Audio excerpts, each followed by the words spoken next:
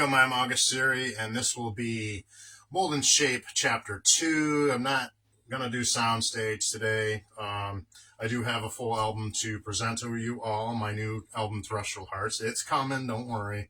When have I ever said I'm going to do something and not do it? Only when I said I was going to do this as a cover project, and no, too much time. But, anytime I say I'm doing stuff here, I always do it, right? So, and I go out and perform out live. But I've been spent so much time on bass lately that the master built has been kind of Sonic Ocean. He's been, lacking some love and attention. So I figured I would just do a mold and shape piece. It's just easier. I don't have to hook the whole system up and get everything going on soundstage. That's coming. Don't worry, folks. I may even do it outside if it's nice enough weather. Out back here, I got a lakefront property here that my family's owned for 25 years. And I did one there a 4 or 5 years ago. If anyone's followed my content, where I did a few sets out back. I think one full sound stage outside. That was when I had my blue Kramer. That was before I bought this beast. And it's just a matter of mold and shape is really how I script all my parts, so I'll just play through some patterns. Basically, these aren't really songs yet, although you'll hear some of these patterns in my songs. Notice how I stayed diatonic, stayed in the G major mode, and then I broke out into some mode switching too on the first solo, and then the second solo I stayed in the G major mode, which sometimes you want to stay diatonic if you're trying to get that major sound effect. Like a lot of popular music is diatonic because of that, because it's melodic sounding, it's easy to stack vocals over, so for me, I'll change it up a bit so I'm not just doing the same type of patterns every other artist out there from here to Timbuktu is doing. I try to put my own stamp on it, be a little different, and does owning a $6,000 Les Paul make me a better player? No, but it doesn't hurt. All right, so we're going to try some other stuff here. I have more content coming up with live shows. That's for me, as I'm Chuck the bass player. That's my out live stuff. This is my studio stuff. So for those of you who don't know me, I'm a songwriter, professional bassist, guitarist from Northern Vermont, USA, 3 national awards, 2 in rock bass category, 1 in jazz bass category, and with my sight reading and stuff in the nationals. And let's see, record deal offered from Atlantic Records subsidiary years ago, 10 pro albums, 4,500 shows plus performed. More to come this season, folks. I've already shared some of my live stuff. People ask me and they said, well, you're a great guitarist. A lot of people have said this, and privately and in public, or private message online and in public, in person over the years. And, it's like, I like to just keep it fun. As soon as I turn this into a money focused thing, then it becomes more like a job, right? And then I have to focus on my vocals all the time, cover song classics all the time, so that I have the right material to book. And the annoying phone calls that anybody who books bands knows what I'm talking about, you musicians out there. So I'd rather just join somebody else's show, and I can just do the open forum stuff with occasional regular gigs like I've been doing. I think last year I did around 40 shows. This year I'm on track to hopefully to get 60 in. I don't know, we'll see. As a professional bass player. And what is it that Duffy said, the owner of Naps Pets and Hobbies in Bennington? It's a music store too. He used to say to me, "You're the best not a guitar player I've ever met." He said, "What's that?" Or no, he said, "You're the best not a guitar player that I know." That's what he said. He used to say that. In other words, if I harness this and just focus on this all the time, then of course I would learn more Guitar Hero stuff. I'd be into the cover song classics like every other professional guitarist in a region does to get hired, right? So yes, of course I could take that route. I could have taken that route years ago, and be a competitive force out there anywhere. I'm also a good singer. But I like to keep it fun and keep it direct with my writing, and then bass, I put on a different mask. With bass, I'm more versatile out of choice, not because I can't play other stuff. And I'll play any genre on bass and be out with artists live, anything from country to blues to funk to classic rock to whatever, rockabilly, pop rock, whatever. Or guitar is mostly just what you see here, just my original hard rock, alternative rock, a little bit of funk and a little bit of blues, but mostly hard rock and stuff like that. And subgenres relating to that, alternative rock and a little emu and some weirdness too sometimes.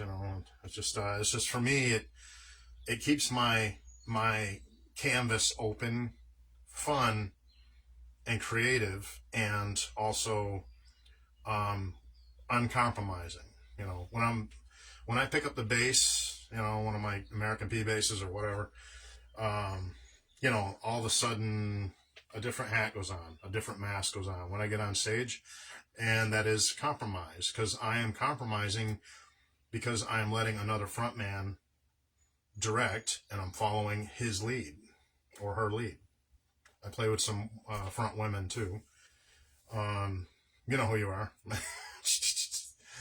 Yeah, let's get this going here. So this is Mold and Shape, as like I said, it's really just, this is how I formulate my regular songs. This is how I wrote Terrestrial Hearts. It's how I wrote Dimensions. It's how I wrote Soul Fog and every other soul album I've ever done, be it virtual or MP3 form. It's a lot easier to do virtual, and I get a lot more reaction, a lot less time consuming. It's only a couple hours instead of weeks and weeks of mixing and recording just to get some clicks and on my SoundCloud. It just doesn't do anything for me.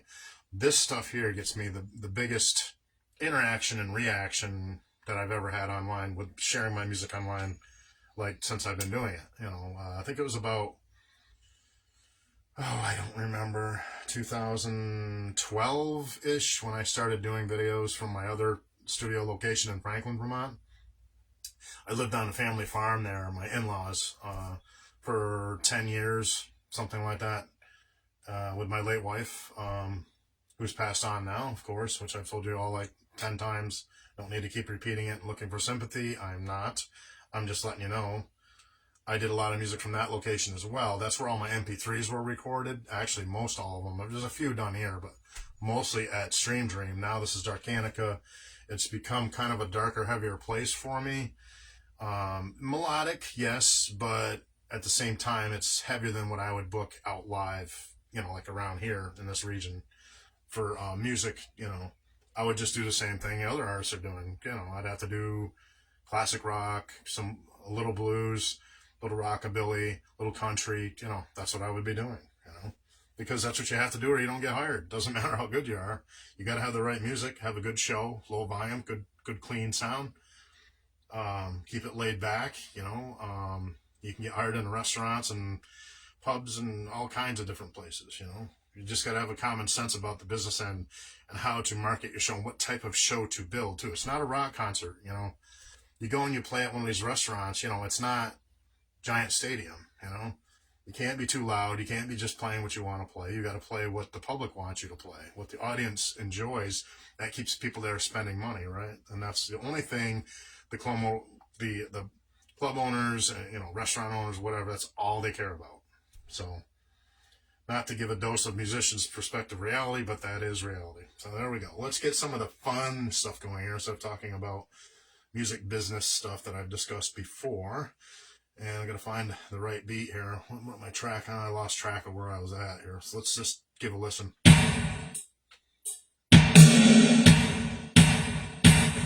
Too slow.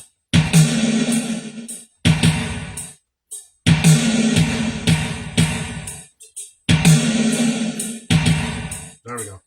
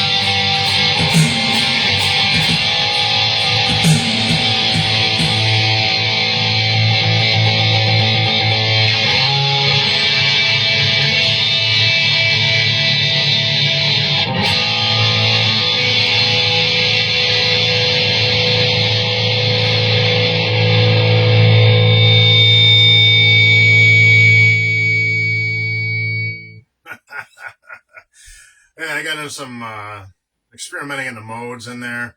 Now, being that this is mold and shape, I'm not worried about a perfect solo being, it's exactly what I'm going to use, and that's it. That's going into the copyright with the song, the lyrics. No, this is just mold and shape. So some of the stuff that I played in these type of pieces will be used all the time or never be used again.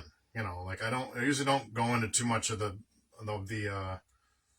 that much into the modes, like that, just because it's weird. Let's say it's Frank Zappa weird, So I never listened to Zappa, I swear. Believe that, I'll tell you another one, right? But yeah, so I'll noodle around in some of the modes in there, even though it's not diatonic, it's not fitting the rest of the song, just for solo experimentation, just to see what might work. And I'll pull bits and pieces of that into, my finalized solo tracks that I come up with for the songs, and that's how I do it, And the only way you can do it is to put your time in here and to work the fretboard, go through the different patterns, work on the different stuff, theory study, of course, that's always there. So that's it, Let's go on to the next piece.